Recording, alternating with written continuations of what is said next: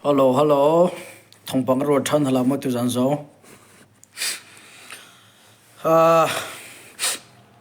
a vai kik ngai chang la.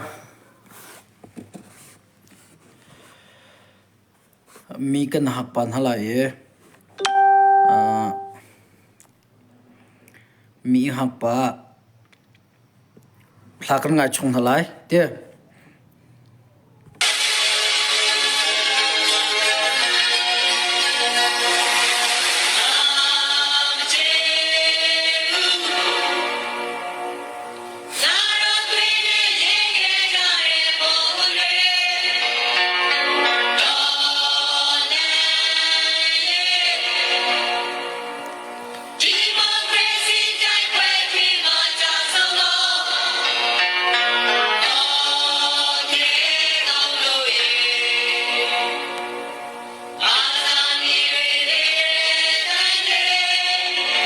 Tu le cho thong pang vai vun ni tam tak la.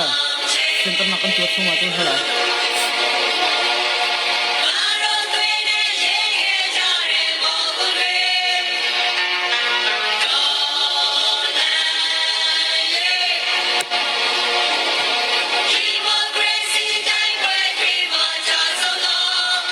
Kan hoi lam hak pa yang hak ngai chung hala mo.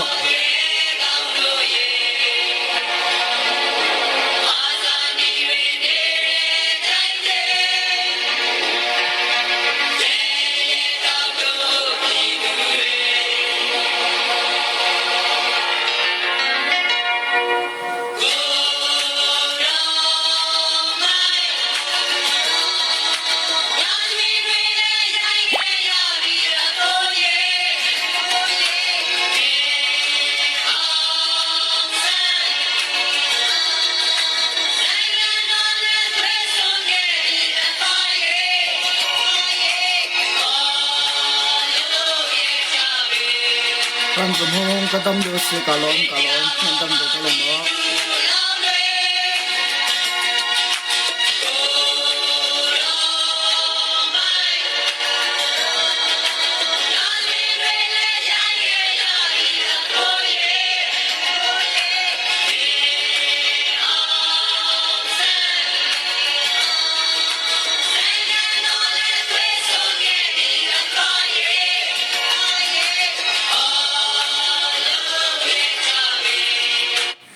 Okay.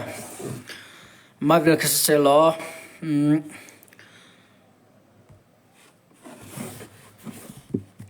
Thong pang le ka lut pan hala ye.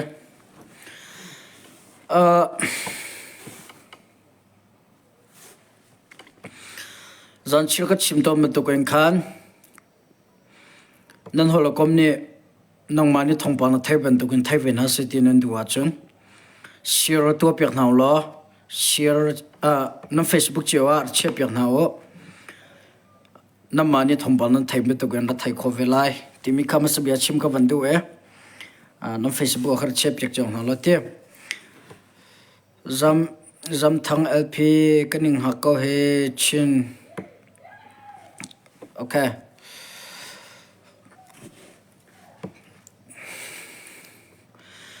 Thong pang dang kang kal hana.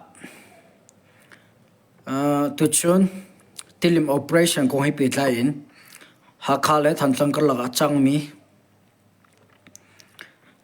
Chim kho ko ven zom lai ka thai kho tok le chimok thame. Tu chun ha khale than tlang kal lak. Zinglai pasari le chior hongin ka daw nak tua se. Zinglai pasari le chior hong ka daw nan tua ye zanglai panga le minikul tuk hong tiang ka daw naka kap ning ka daw na ko hi pet la en thil hiam kong zai man thong pam fiang krong lai ni an than ri lo an chim ri lo cha kan thai mi se kan thai lo mi se atu lo kan dir mun cho ra thong than tu jong ni ra ring ngai kan ho cha chimok tha lo e amma lai ni aza ko chimok tha ko ti an than huwa har sel kam van than ve ti la em ka daw na ka kim ka kan than ko min ha se van long ni ade na bom athak tu chuna hakale than tlang ka laga SS rang ni ti chun boma thak than e boma thak mi kong hei petla in kap ning kar laka thil hiam kong thongpam fiang zai man official le na sina ka chim khomi om ri lo rian ngai tu na ni tu chun tilim operation ha khala than tlang kar lak kong hei petla in amma lai ni thong than na kan tua sia chun kahal thongpang kahal min ha jong ni chimok a tha chang kau chim kon ti sle a chan zatika kam phon te lang kan chim te ko lai aron chu ma biduk thongpang te ana kap ton nak le amhun ma kan chim ton na khin ss ra rang po ni kam bia te an ra thai vi an rangai ve tika chinlang councilor kam na cha ti anung e tampi cho chu lam be to ko chimok tha ti lo kan chinlang councilor kap le chinlang councilor kap ra ram ba ummi le ra boin ha tampi an thang chau e am phim khol chang ban tuin kan ni media tampi jong kan phim khora hawe chang e mi pisna bia chim mi jong chatil mi jong kan phim khora hawe chang cha lang ok thalong mi the jo ka van lang tar khor lo e ka do na ka ti mi le bom voin he thong voin hi nang ka atlom lo zek fatar ni athak than ha timika helicopter valona thak than ha timika tu jans tu chun ha khala thantlang kala ka do na ko hi petla in ka chim khomi se chon ha khala thantlang kala long sa lawin tu chuna thantlang zonga ka do nak tu ase thantlang zong adai bel lo ha khala thantlang kala zong adai lo na in tu chun ka do nak chu avan lin sa diu cha khan valong zong araton nak khese chulang ka chimchang ban tu gen ha khal thantlang kala se thantlang kho chong se valong ara chan ke ka do na fa diu chan le thongpang alin sa diu chan le online songa thongpang tampi alang cha na ke esasira rang valong bol ke chinram ha kha thantlang le ro kai ton nak khe se chu cha thil tampi chimok cho a chung lai thil cho chimok om lo e than ha kha thantlang ro tu chuna ka do nak pejul ase chu lam ba tu gen ka do nak pejul peng ase thantlang cha dai bel lo ha khal thantlang ro dai bel lo asana em esasira rang valong se chun ha khala in khemngan rka timi polka lolo sa vandai asana in tu chun cho vam mang thane ha khala jong in khemnam an rka thantlang lai se thantlang lai ha kha kar lak zonga ka do nak avasiam thane chong lai in aman tu than timika mi pisina kan than khomin ha se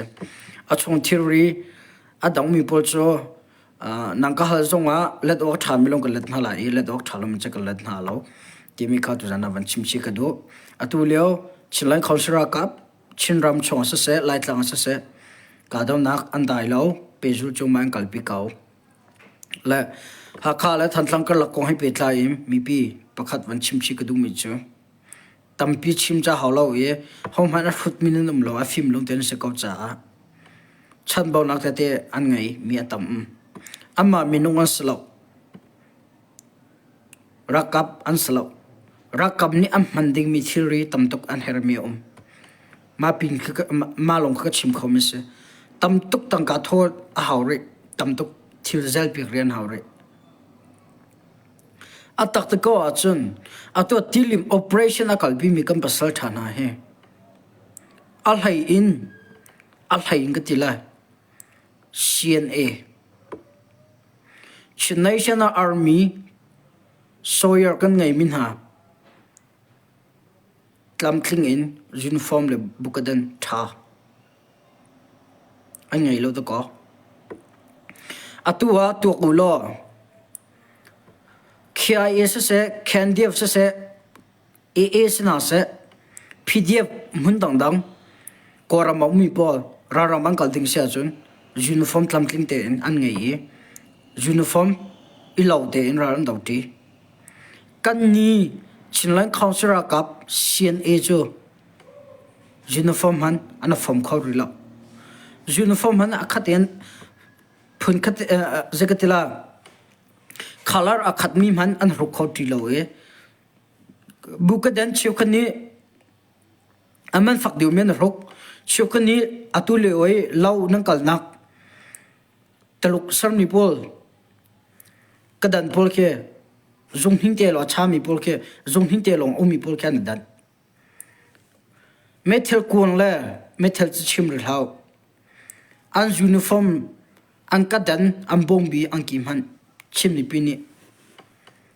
tam thlin te kan chok pe khor win hala ma zon tha te kan tu ka ha minun tam pini chon an chim ton nan chim ton daw thlen na kan kal lo si officer ra ka ban slow nan te council pakhat chawza khama dir chang mian setika CDF tampi ni uniform thatha le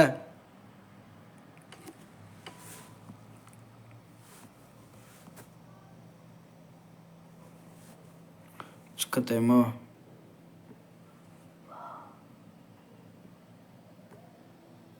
okay ed arato mi khanum cha khan kaban chim CDF cheuka tampi uniform tlamtling an ngai e bukadan thatha an ngai CNA kadan thatha la uniform tlamtling an ngai la他这个啊，吃这个，你把还提了，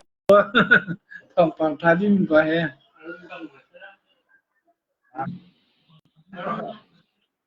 ，oh akajoin mi kan accept min ha kha vele dan spira ka fenu lo sampai dong.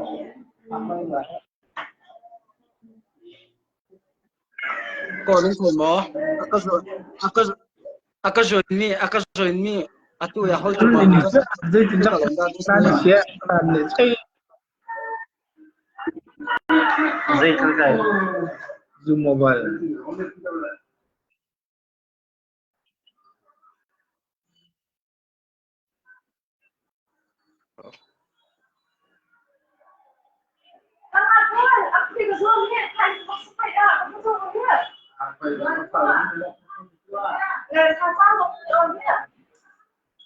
Nào mà nè, từ ra đây à, quên trong công tập đâu. Sau đó thì là quên trong công tập. Quên trong công tập ha. atuna kha koru bank ka zoi mi kha kan accept ye ama fian long bia da sika thailo an chong khar be chim na long te ban chok cha khan remove kon tu tham mo I har mi so la ka tira ka ban tu thani la ka chim du mi cho dida city a chon chinlan council cup national army chawzara cup uniform tlamtlingi an nai khor ri lo mi pinan dai thlan ma se slo le adang tim cha ka thailo karian he petlai mi salo e ka thaim jong salo cha khan atu te nga kam basal thana ka zauna tika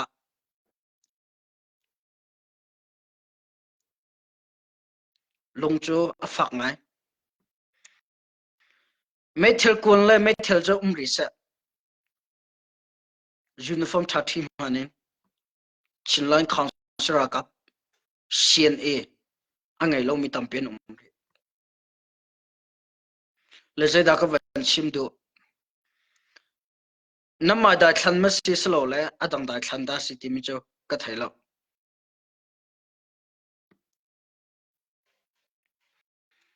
le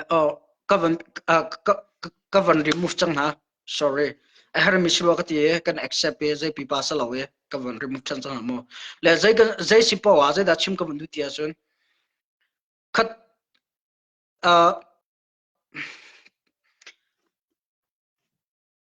zai si pa wa ken khat ta le cham baw na so zonga ni pi tang ri ko na se tang ri ko na se naram asar siam tuan se karam asar siam tuan se nang ma cha na tu fa cha asar siam mian se tang ri ko na se campus than han her mi tam pi zel pi ko na si ti mi kha jana atoi na chim chi ka vandu e kan tha che ok asalo team operation ko he pi tla in du sa ten kal selekal ri ko na se nine nang malikam zo chan baw na tampiom vela e rakap le zo chan baw na tampiom ve ko lai kan chan baw nak tu kha imu piak lo en zaiti da kana dir kam la e zaida hinda kan rakap hani an hermi si timi kha mi pi zong le thai thiam piak in rakap na zong ne mi pi ni zaida an du mi hi si timi thai thiam piak ve in balance itu e 50-50 in tu atu le kon dir huna jar ren 20 chana siban tu en khale khat social lo en kan heram mi chiwa rakap kan sia mi pi kan sia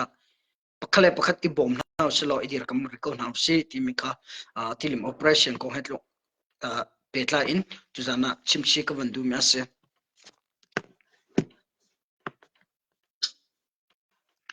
thir tam pikatso langtar ok thalom le chimlo ko thami ka umve cha khan katso thir tam pi mi pi ni thai kan du cha ka man hlatwe ko na se ka man hlatwe ko na se timika ka ban chim du mi ase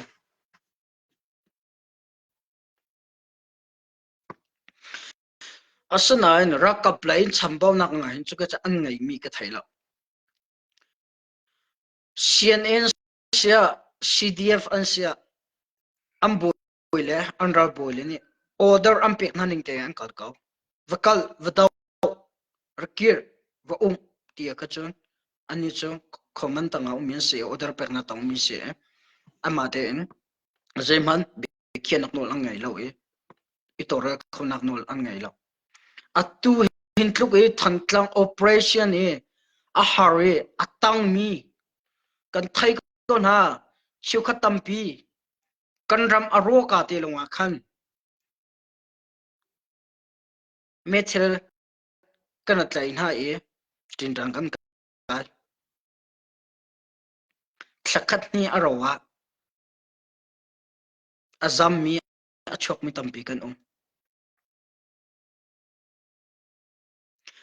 zeda chim ko vandu atu ta ni hin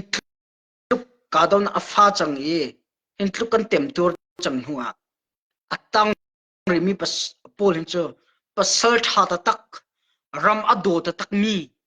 mi pi ado ta tak mi aram me on han ko ta phak adu lo mi aram e le rakhan rama rakhan sana aram azur du lo mi le me on han sena chinram azur lo mi pasal tha pol no tu a hen chinram ha him mantlai ti mi hin kan fiana ha chinlan konsil chonga mo chu cha atu ta ni atang mi kan pasal tha pol CNN se zonga CDF an se zonga pasal tha long ten se mi sa son salo ram ado ta tak mi ram adir kam ta tak mi long ten sen ha chu cha atu lan dir huna chun mi pi ni kam pasal tha na zong he kan social na ok asalo e kam mo chen na ok asalo anun thap in an si khotok le an thiam nak dilak in me ong han an dau ka ti mi kha chu na wan chim chi ka du me se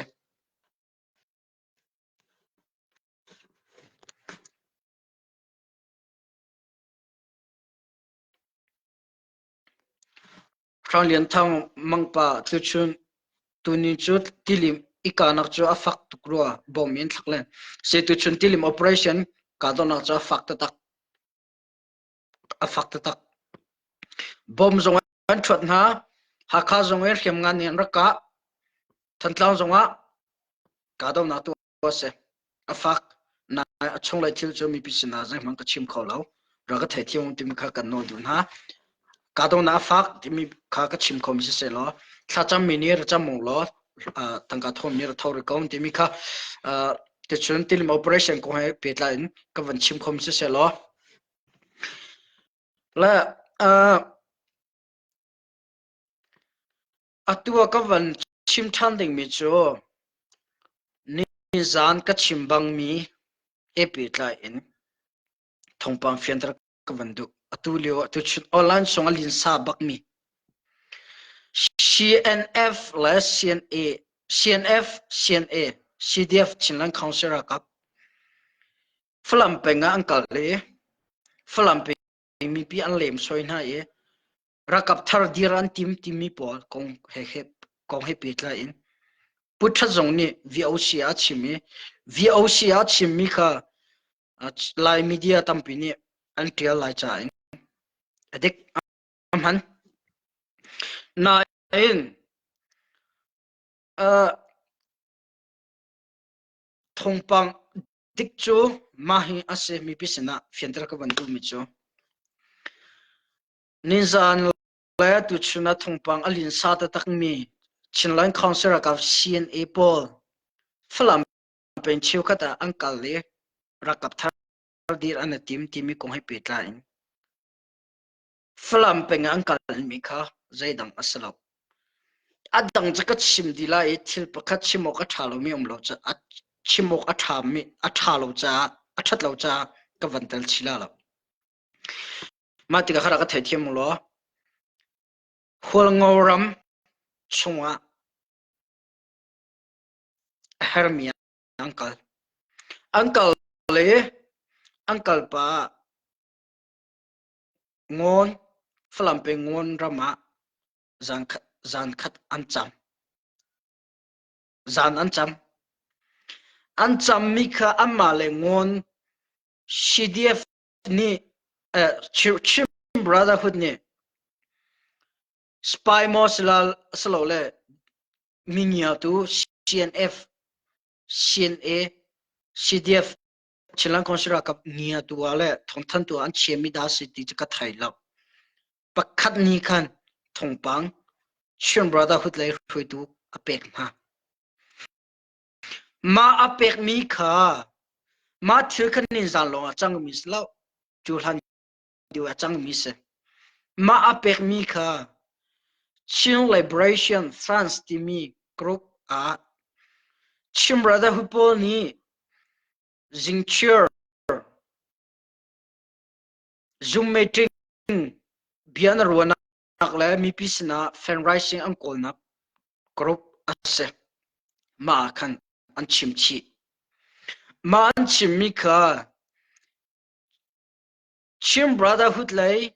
AA lay or Brotherhood lay chana khat ko e lay ni khan advantage an lap e cha in bia in ampulini an chimmi ka cha in an official page until mika kamma lai ha khani kaima ka tel hana until mika thaila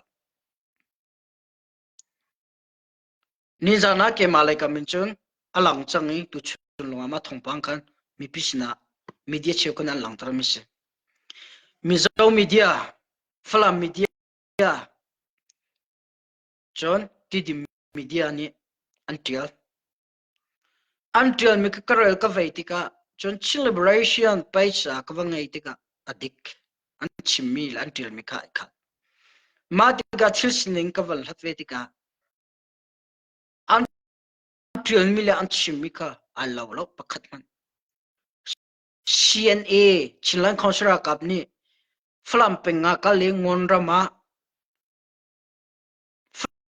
flam operation Chim Brotherhood le ni kan kalpilewa timin chi an chimchilo sorry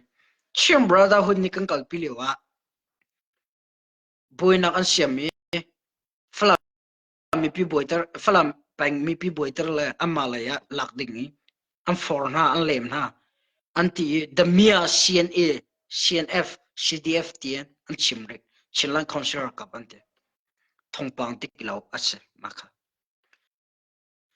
CNA an nitel lo amma lai holngoram a umini official ten holngoram le zanyaram CDF ni thaten an ka chimi thong ka than thongpang dik asalo ka kha kanrama cho an lut dik CNA an telo chinlan councilor kapchan sakau CNA an telo CDF zanyaram holngoram atlon na timi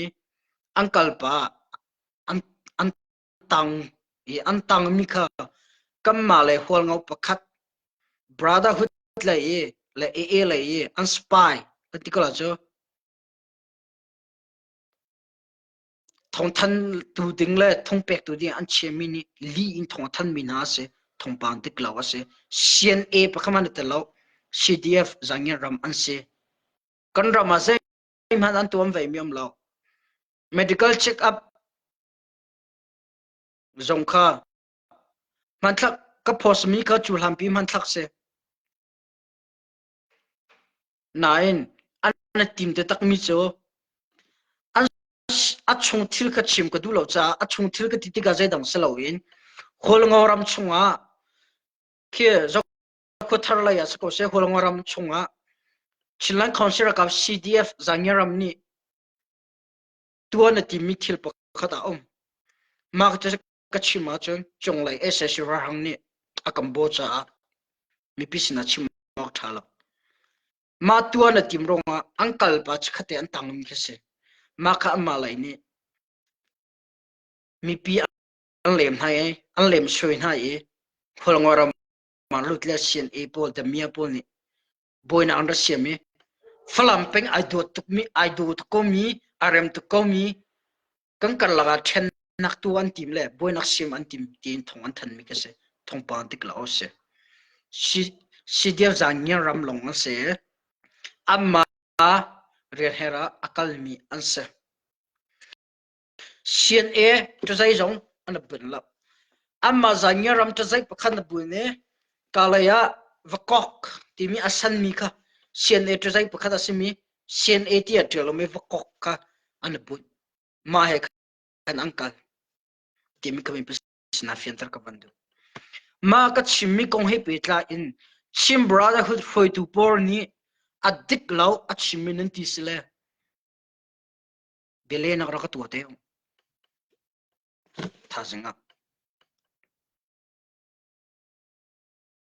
chim brotherhood la in thong than tu le a chim tu por ka amhuna ummin slo amma le spy an chemi ni thong an than chom min ha se an ni chu an ram chunga CNA se chilang khonsera ka pakhat khat an lut a chun an ra lut an tak amui am hu bak an ta zai am hu bak in chen li chim nak ding akan khuang khan chole mi pisin an than chol ka kan nan fian ding se mi pi zong ni ti mi ka tu na chim ka bandu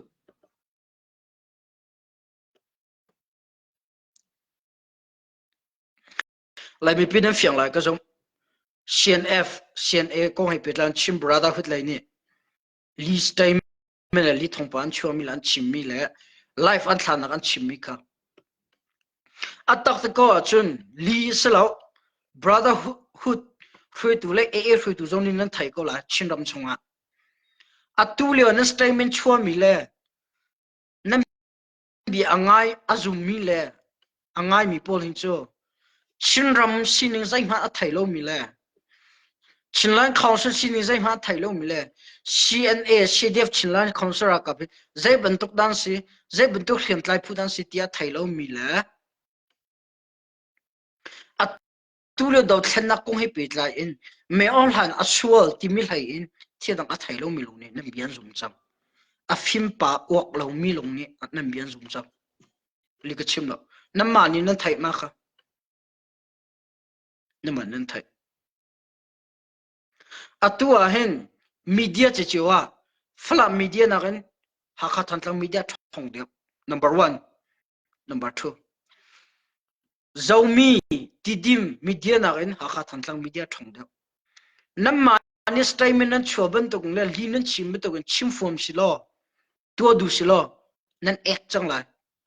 la ko nan thak la media chonga chun chinlan council ni hin nam ma ban to gen li statement he cho du na se lo nam mai chen na ngai la nam min lang te la li ka chim lo ma chu chu dik se chinlan council cho statement cho long se lo en an tu sar na gan lang tar ti mi ka chim ka vandu cho cha mi pisna za da fian tar ka vandu nin san la tu chuna alin sa ngai mi CNF la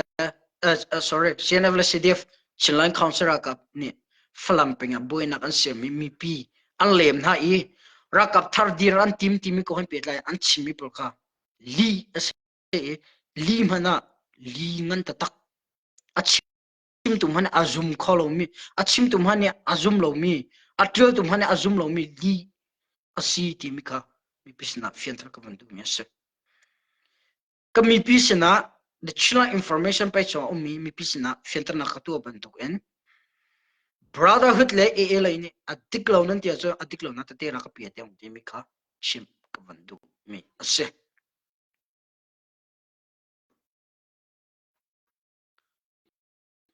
John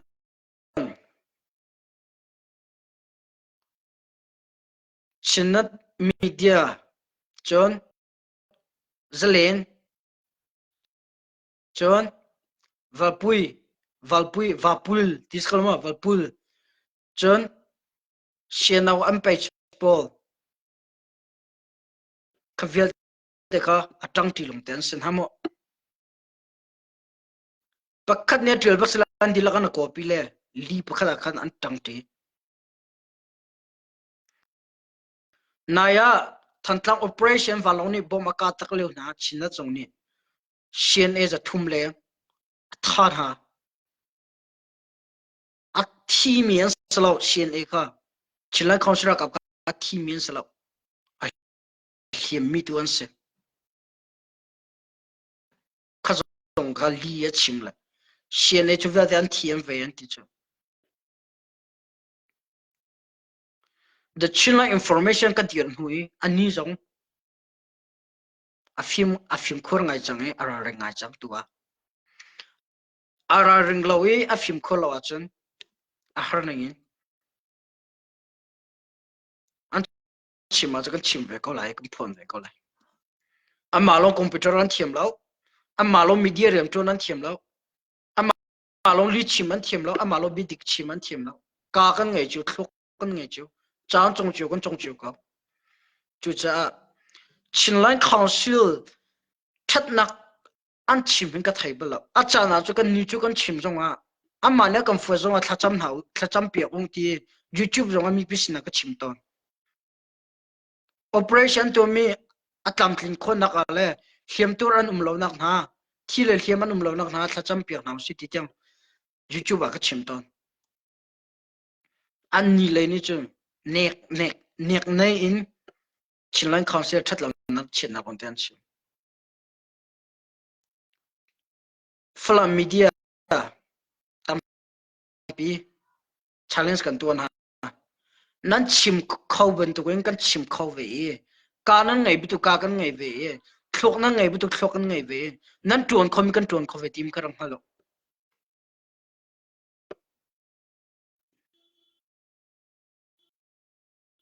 nang ka tai che ma Malaysia ho long sala atu flam media di lakhe kala hol merang lautu hol mara hol hakha hol mizo hol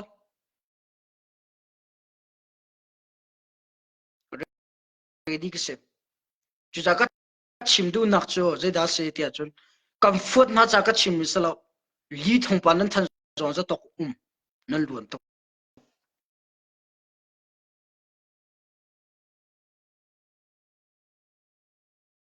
ti mi kha shim ka vandu ke cho ka chim ton ban tu kan khan ke ma miak nak cha longa rian atun mi ka saloi tang kam hu nak dang longa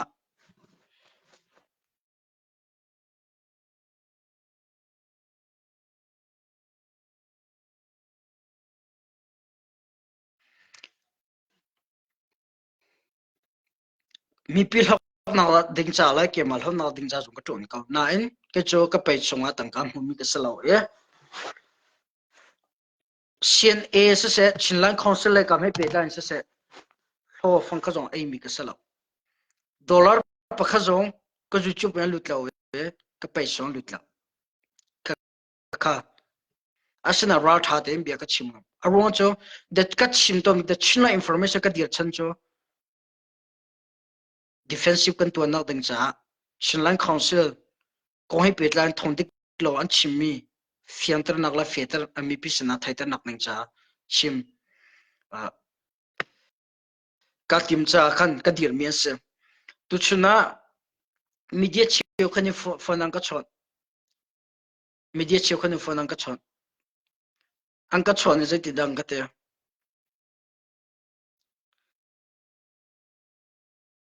media pangai na salo professional media na salo ang ka te ka chu media ka situng lo ka te media ka situng lo tin ka len ha chinlan council that na long te na chimi na phone tin phone al ka chon video call ang ka call kale mina cho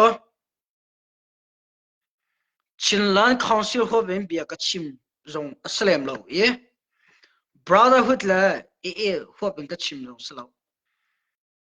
li thong pang le thil si lo mi pial hlen ni ka fian tare ka chim mi sa ka chinlan council zong ampal salam pal ning olan chong kalang tar ko la ye cb zong pal salam pal ning olan chong kalang tar ko la ye thil dik ning ka phone ko la ti mi kale kho min ha se be elo ang ka ngai ve ti la la kan chim du min ha cho professional official media ka salo ka cho ni pi ra ka thai thiam a thuk mi thil mi pi al heng tu na thong pang fianter mi pi ni na fian lo mi thil nan thil lam boi tar tu na thil fianter la thai tar kha ka tim mi se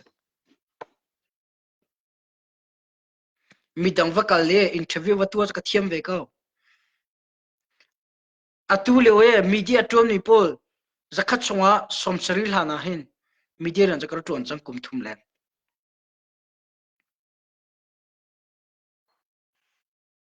kar ton chem long te se asana en professional ma ban to ken official ban to ken kal du venel ka kala ka na ka tim mi jong se fun la chu cha media tam pi jong ni nang ka soi se jong a poi ka ti fun lo e zakatila professional ban to ken khan ka kal haila lo e her nengin rian chu ka ton la e ka chim peng ko la ti mi ka tu na filter chi ka ban do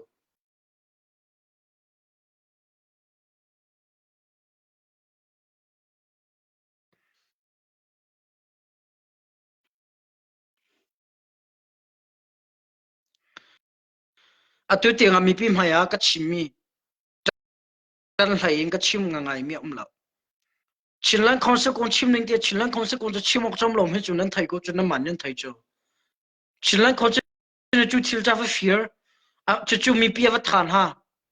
brother hu da va kan ha va than am va khon ha tim chom lo chu thong pang dik chu tha jing a lang tham ping chu chinlan khonse kon chim ok jing ham lo chu brother hu te long e le long tu chin ra ma thong pang la me on ham ko long chim ok chu chinlan khonse chu ana kap ana dau ti mi da ti lo chun chim ok jing han ka am lo chu nan thai mi pi jong ni chu cha tu jang chu saudi in khan ma ko hin pet la in bia ka van chim cha khara ka thai thiam mu lo tel hai ngai chu ka nai tu ve lem lo na in thiu chu asini te ka chim mi phona ha aron chu the chinlan information ka dir hana hin thong pang hin tam tu ka re le ka zau chang revelation athok ka jong kha media rang ka ton lo se man hwa ka din ni victoria kem ka phak hnuin ma hin ka sar tha ni adang ten ka dir mi se ke ma ten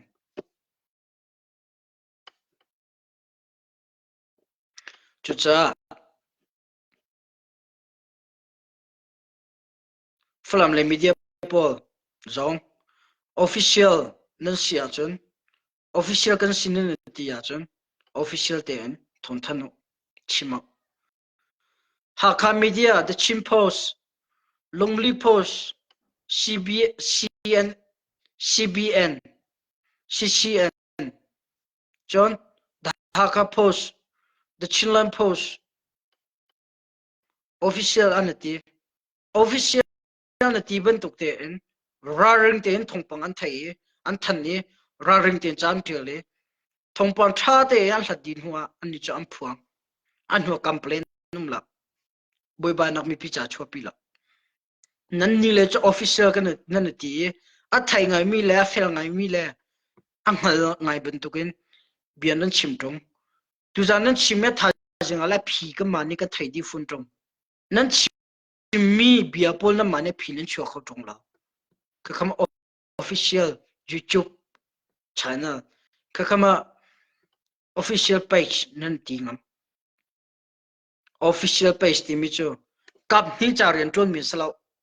so kap kha cha lo ren ton mi salo kap ni cha ren ton mi le vai khise atua Chinland Council ni official page ang ngai da se media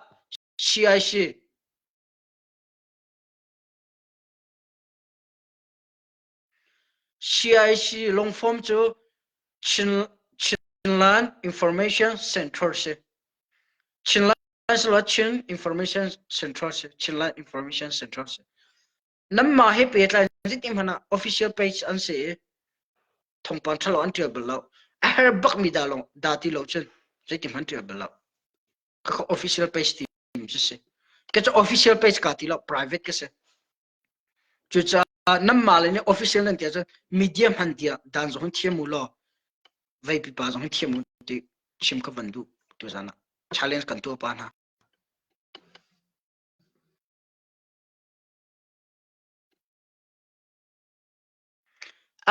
ang ngai tia chun atulio flam lai ni thongpa nan than mi le chanan thel mi pol khe official page nin ti mi pol le official YouTube nin ti mi pol khe ngai tia chun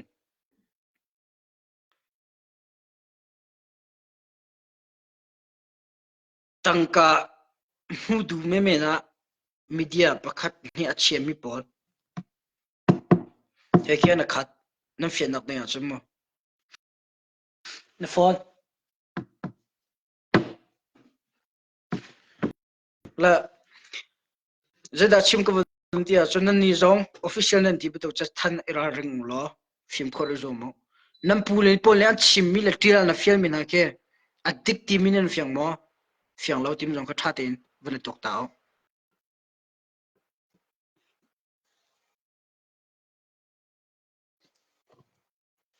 chu cha official ti mi thi chu official se local ti mi chu local se cha film khoten rian hi ton house lo kal house ti mi kha tu jana flam le jong kom phone ha cha ka ti mi se lo official an tia chun official bantuk mi pi sina thong thano kap nin tan lai be chim lao li rom rom thora kan than piak lao ti mi kha chim ka vandu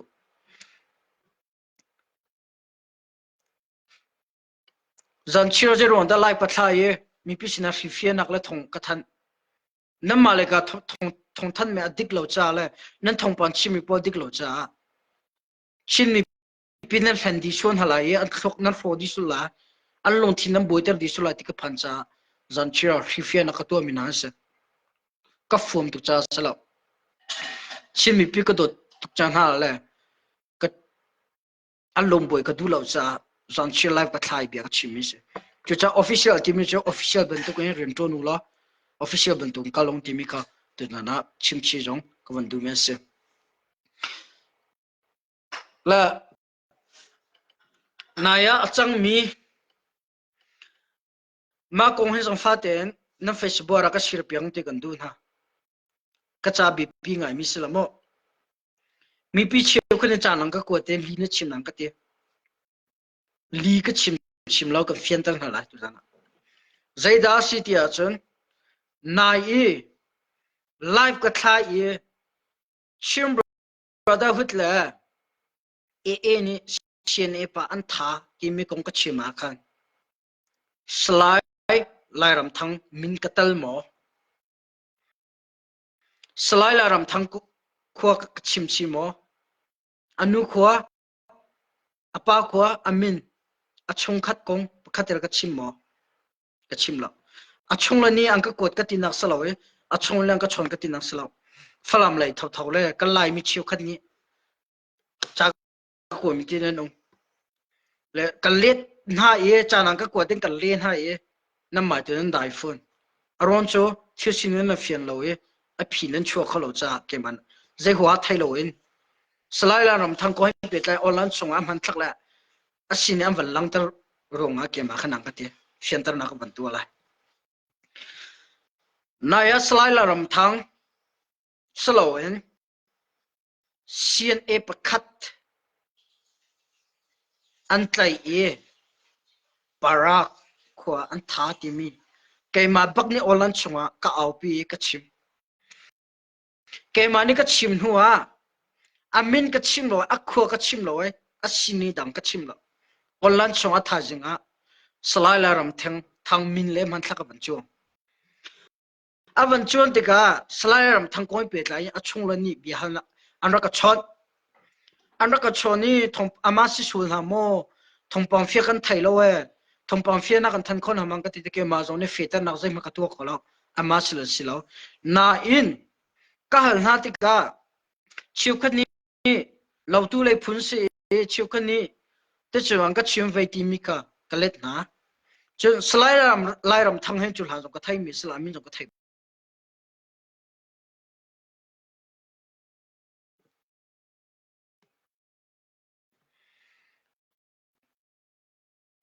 a chung la ni kalan cha mo phona van rai ka van tha a chung la ni amin an ka chim hu longa slai la ram thang ti min ka thai le slai la ram thang kha ka dau nak a umi a hoi le ni amuna a thi tin amiti amhu e kalana van tha mo jong fa ten kalan tha ko lo mo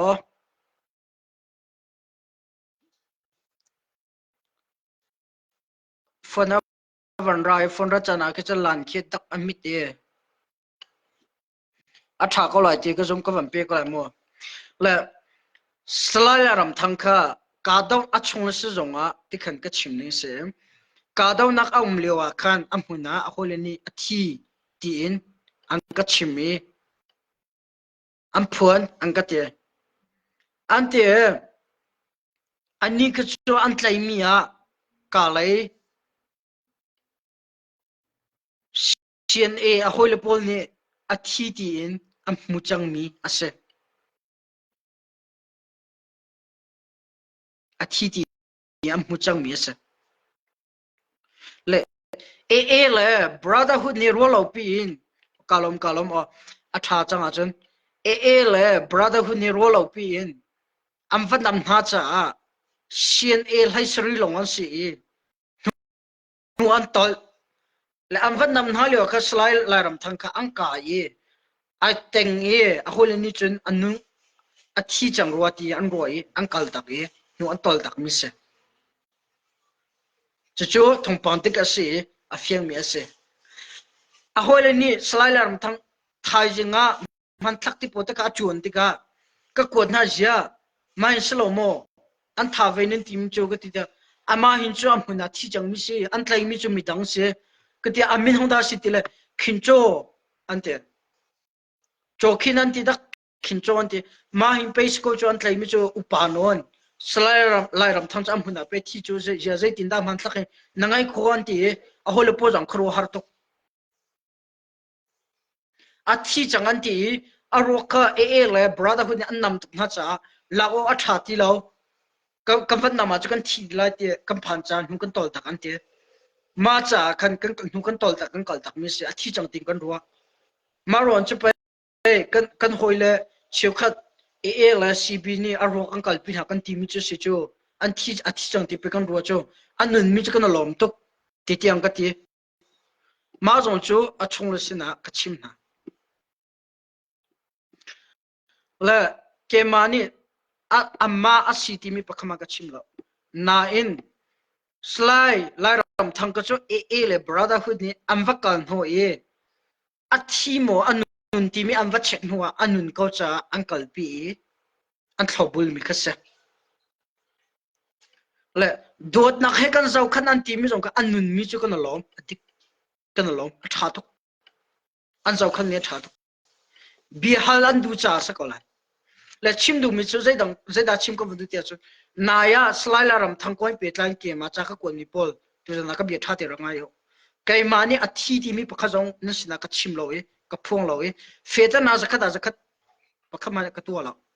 an tha mi tu chu slai la ram thang sa lo e an klai mi pa tu kha si ti mi kha tu na va fian tar ka du cho lai mi chu ka media ni nan chim mi nan tari pal na ka chu wen khan ding pal lak chu mi pi sina ngai thim hal ding ti phu ni nan pai chan nan tel ma ko hi pe tlan ka pal nak pakha ma ka thai la an tha mi cha ko chu ta a khua anu a chung khat ko a chung khar kong ka hlat khor lo pis ko chu atak de ko a chun slai la ram thang jong kha ka do nak um lewa kan sien e ampul man ampul zong ni a thi chang ti mi chi jing na an che e a tha jing ki pa a thi than lo mdf lai ni le aa lai ni an zau khan ti mi thong pang an than tha na ma chu se le ke ma ka chim ka lai ram thang sa lo lai ram thang patat kong im sai ma ka chim yam la ma cha chun thil sin nam fian lo chun jong fa te en li ka chim tar hlang lo ka phon tar hlang ti mi jong the chila information pe cha umi nol kan du na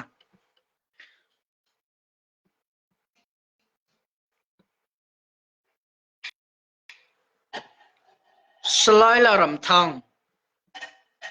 kong chu a unu ni anu te ni a facebook cha tron huwa le chiu khan ni a facebook an tar huwa alang mi se ke ma ka chim jana ama kha jai ma lang lo ama kha chu atu e thong ka hal mi sien e pakhat ni ke ma he ting tang kai ti mi kan si ko hoi pa jong a thi amhuna e le brother na kan nam cha thong ka do na azan pa ka hal chon na an ka chim a thi chang mi an ruwa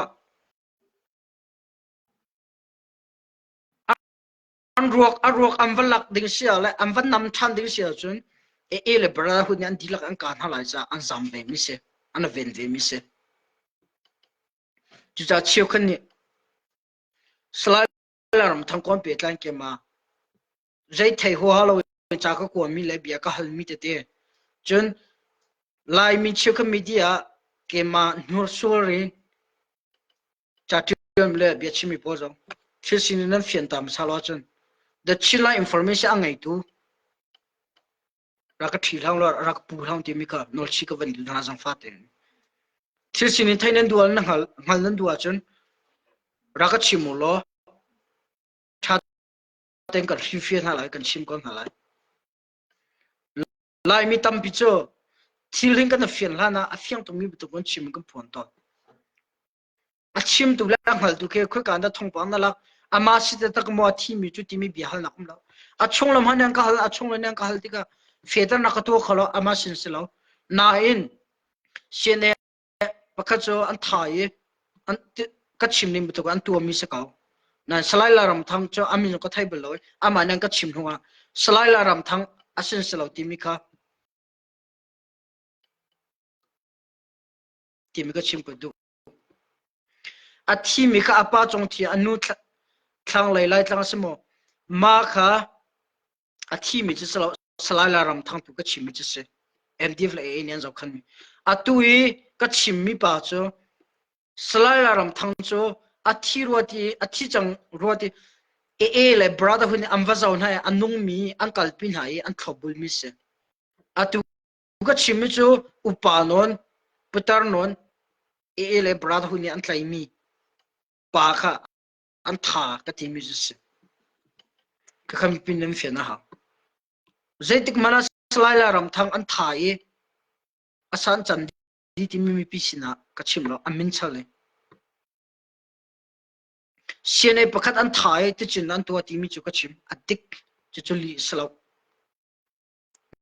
na ka chim lo ka adik milam han mi thila se ti mi kha chana fiantra ka vandu falam leizong ne tampi ne li phun li na chim nang ka te ma ko ka ke ma li ka chim pakhat mam lo chu ka ma lai mi tampi zong li na chim ka te ma ko pe tlain li ka chim pakhat mam la the de ka se ti mi kha chana fiantra ka vandu mi ase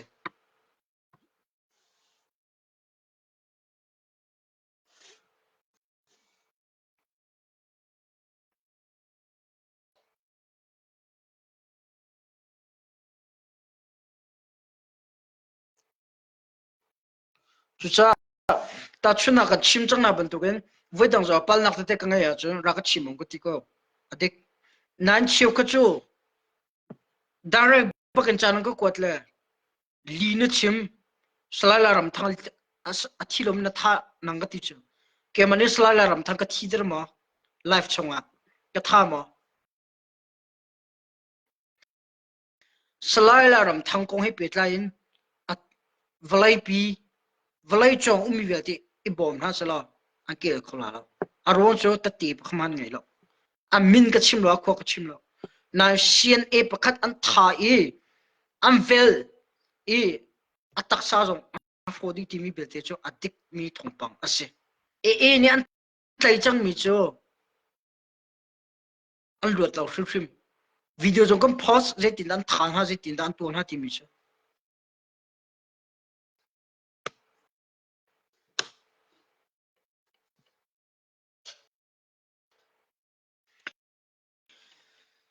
la okay bi dang ka la ye flam cho lak dang chang ma ti mi bi hala banu ka thai lo ra ra ma mi ka salo ka thai lo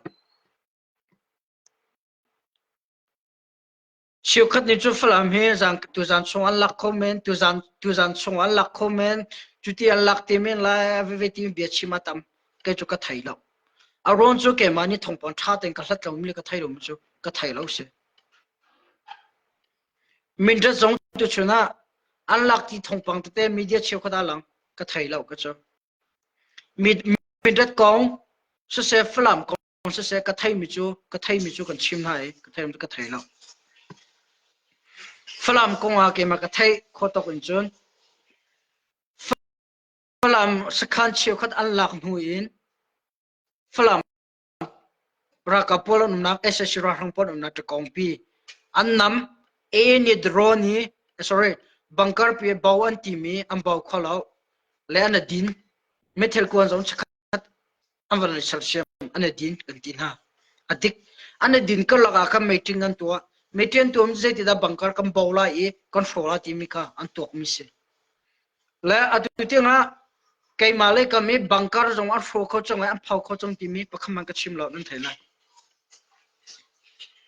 na in sakhan pakhat songa hriamlam ti pon chinak le ss ra hang tha te an ven nak le ss ra hang pon nak bedel chu an nam chu ma lu asi ma sakhan chunga kan hun thum hun li songa na then ni indang hun dang ten ha sakhan pakhat sa ko na in hun dang ten ha ti mi tu kan sina ka chim mi se falap an lak ding lo kong ka chim kho lo tu a mindet an lak chang ti mi zo thong pa tham ke mala ka min ka thai mi pakham nam la ron ka thai lo mi cho ta chuna ga official in cha thang van chona sala kan lak chang an ti zonga an shwe tu pakhat mo aslo le amma le member pakhat ka chon ta e ka hal ta amani kan lak ko ti mi ta te cha ko ti mo se phone mo se akapia masala wa chu mi pisna ka chim ngam lo aron cho an huwa ka cha buina ka chop sula ti ka phang be minong china ben mi pin nang ka zum lo sula ti ka phang be atu ti nga ke ma thuken li ka chim lo ha kha media online song a bia chen mi le bit se til sini a fiantra mi la phung mi ko umla an umlo an shui tu tam pi zong ne tu tiang ja an ka chon lang ka pe tlai lo arwang kat chimi politic cha sa chu ka thai cha sa chu ta te angai ya ka chimi athai ngai e timi an fian cha atu tiang ka letlam nak se a hello mi ka chim ve lo a he me long ka chim ve atu tiang na se na mi pi se na brotherhood kong se e kong se amma lai ni bian od masalo thil an tu masalo a chun ritim han kong ka chim man thaila lo amanya an od masai an chim sa cha mi pi na fian nak ding ala mi pi thil long abu lo nak ding cha ka chim to ni ka phun ton mi ase chu cha male zonga ka si khot tong ka zum lai kapal na chu ke kapal ka tila online chung ka chim ko lai na ka chim pon ta te cha la ama lai ni fi ta na tha te in ka sinan tuan huwa ta te ka in huwa na sna ka phun ngam mi se a hong ka chim lo tu chun ha kala thantlang ka la ka do na adik a ti chi am hun ka thai lo cha tilim operation ha khala thantlang ka la ka do na ese shura hang ni bom vui ni leng an thakna ti mi lo thong pang ka thai am hun ti chi ka thai lo cha ka zom hun na cha na kap ti mi ne sina ka ta tu chuna tu zan sa se tu chun chu ba ka chimi se ka lang tar lo arwang am hun ti chi ka thai lo arwang chu ka thai lo mi ka chima chu ka pal su la chun a thai mi minung ni ang ka ti ti ka fishin khola chu the chila information ni be chimi pa he li thong pa pe kan than a chim peng ko hin ti mi na ka ang ka ro su la ti ka phancha ka veng tu ve ta te ka ngai mi long tha te in ka chim ka phuan chu cha ta te am lo mi chu ni sina ka phuang in ka thai lo ti te nga chu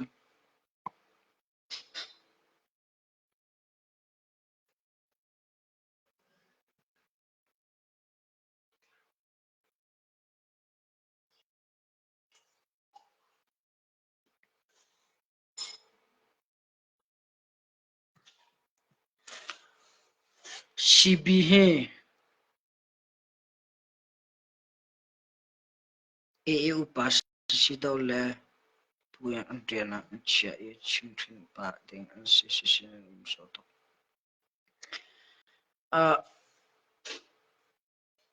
chim brotherhood la atulio an holka atam nakle an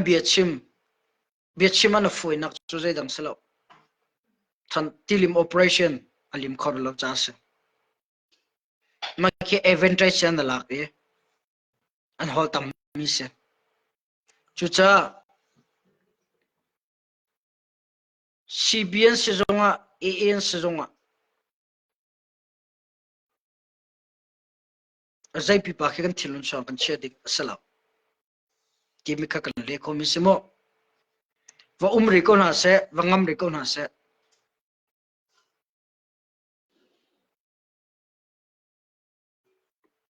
umri ko na se achana phakte ko lai achana phakte ko lai chu cha long sau tu chinlan council ra kable hrui tu an long sau ban to ke mi pi zo kan long sau se lo kampulini thil tu ding la chol chang ning zai pon thai ko acham phakti kan tu te ko lai chu cha kam ma tu ka long sau se lo kan rian chiu tu ton re ko hau se tim kha tu za na chim chi ka man tu mi se flam zo an lak silan lak te ko lai min de zo an lak silan lak te ko lai min de an lak ti mi ko pe tlan chimok ka chim khom yam lo zai man tu chuna message zo nang ka ko te nang ka hal ka thai lo mi ka le khom na lo ka ti ka chu chu cha ka thai lo mi chu ka thai lo sa ko ye an lak sile kan lom pin halai an lak lo silang kap ve ko lai kan ni zong kan lak han chom chu kan kap lai kan tau ko lai zai ma boi dem lo achana phaktia kan tai te ko lai long sau tu zong kan hau se tim ka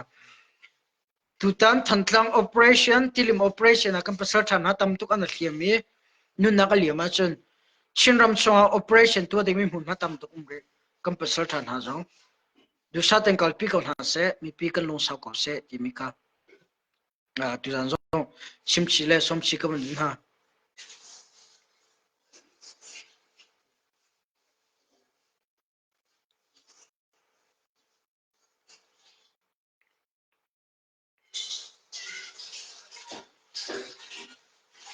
na u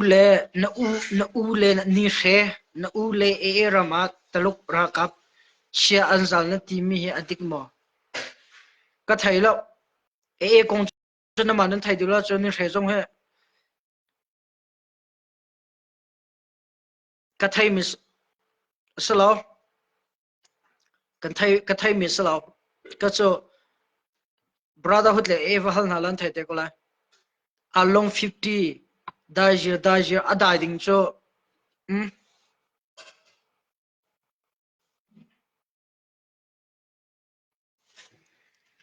mi chiang ko salo ko let form lo no ma ka cho along 50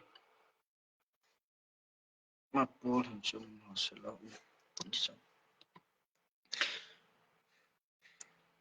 na ule ram a na ga na ule na ga ti dan cho atha ko polo la zai dang salo zai dang salo in se se brotherhood tong ka chimi por ke fot kuro jong salo amma ni chim dingin thongpang ka bek ping cha khan mi pisina li a chim tam tuk cha ka fiang tar nak le zai mi pi ni nan thai ko nak ding cha ka van chim tor le ka van thil fe ton ka se ko cha khan nama zo ne thai thiam ra ka zum lo chilna concert tan tuk ti jong ra ka ro thlang ti mi ka chim ka van du e mindat kha zan zana tu chuna mindat boma thak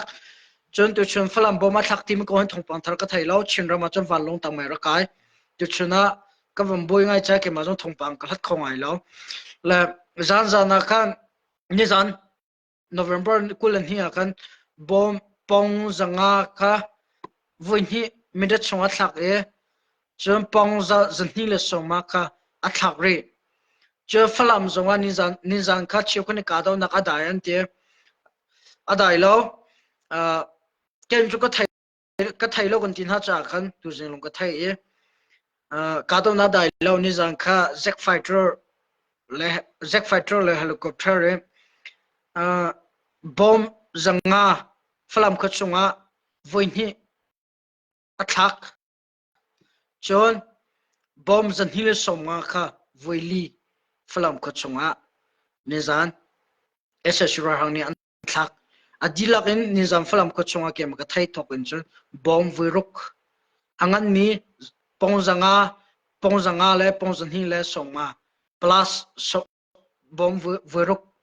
an thak timi kha tu zan na nizan update ko he petlan ka chim kom sela tu chuna midat kong le phalam kong thongpang tam ka thailo ka thailom je kan chim kon halo cha nang ka thai thiam velai ka si kho top kar ka zom la le ke jong kar chim ko ve kar chim ton te ko la cha kan na ma zo nang ka thai thiam lai tu chun thongpang kan than tu zan tu chun kong a thongpang ka thai kho tok le ka hal kho tok tu za ka chim kom tu ma vi ka se lo tha zan tu wa se kho chong kan ro than ten hala e ram dang lai ne sia chu chun thau lo chuna simi po chun thau zan sim po mon thau koram pundang dang zan sim po mon thau veo nan hol community tu zan kan ro mi a tha thai ven ha se tin du chun nam facebook sharing ra tu tham veong ti min kha ka bia ka dang ter okay guys see you tomorrow night on time